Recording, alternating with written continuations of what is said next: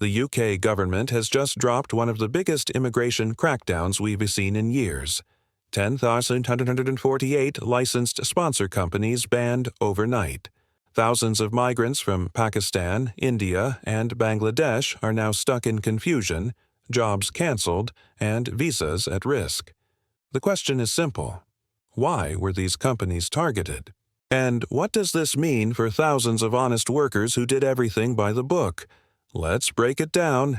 Welcome back to the channel.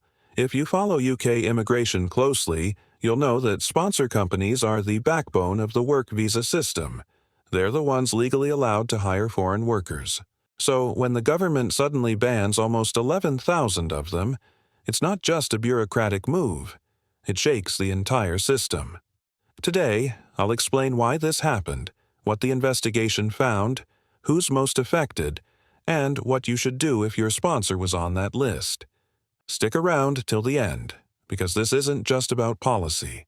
It's about power, exploitation, and the future of migrant labor in Britain. This decision didn't come out of nowhere.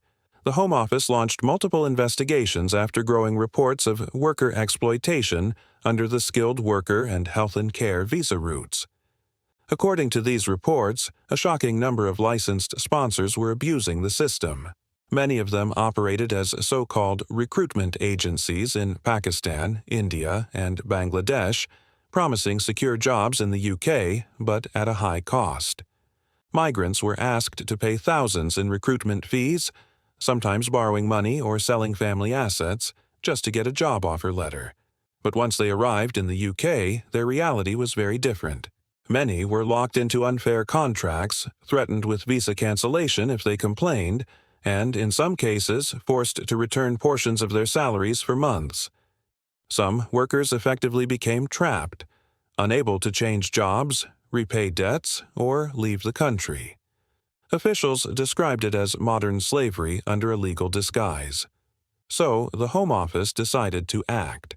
By revoking the licenses of 10,148 companies, the government says it is trying to clean up the sponsorship system and send a clear message: exploitation 1, to be tolerated.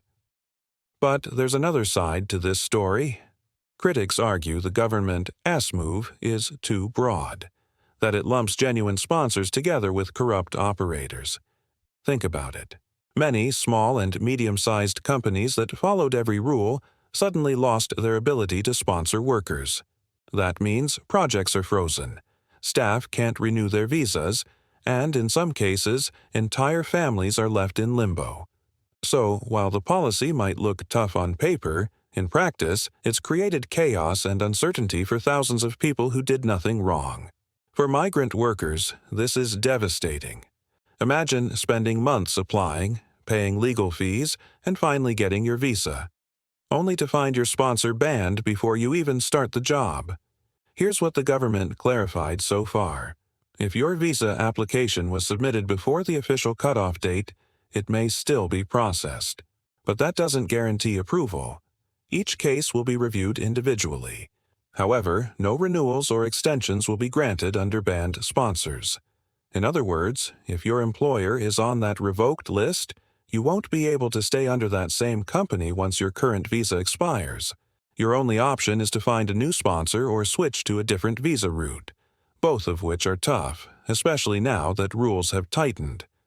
And this raises another serious question. Does the system actually protect workers, or just punish them for their employer's misconduct? The timing of this ban matters. The UK government is already under pressure to reduce migration numbers, tighten visa routes, and show voters it's taking control. That means enforcement actions like this, even when justified, also serve a political purpose. It's a show of strength, but behind the headlines are real people losing their jobs, their status, and sometimes their homes. Some experts say the government should have taken a targeted enforcement approach, identifying specific violators rather than blanket suspensions. Others believe this was the only way to break the cycle of abuse and reset the system. Either way, the message is clear.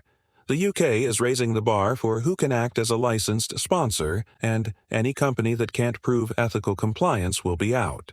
If you are a worker currently linked to a banned sponsor, here's what matters.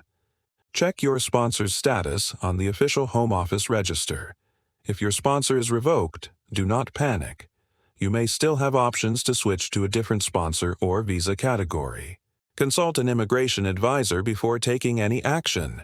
Sometimes timing your next application strategically can protect your lawful stay in the UK.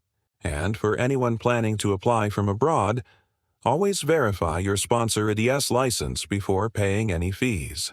Bottom line, the government's crackdown might protect some from exploitation, but it's also left thousands of honest migrants in uncertainty. Whether this is reform or overreach depends on how the next few months play out. What do you think? Did the UK government make the right move? Or has it punished too many innocent people in the process? Share your views in the comments. I read everyone. If this video helped you understand what's really going on, hit like, subscribe, and turn on notifications. I'll keep you updated as new information comes in. Thanks for watching. Stay informed, stay sharp, and I'll see you in the next update.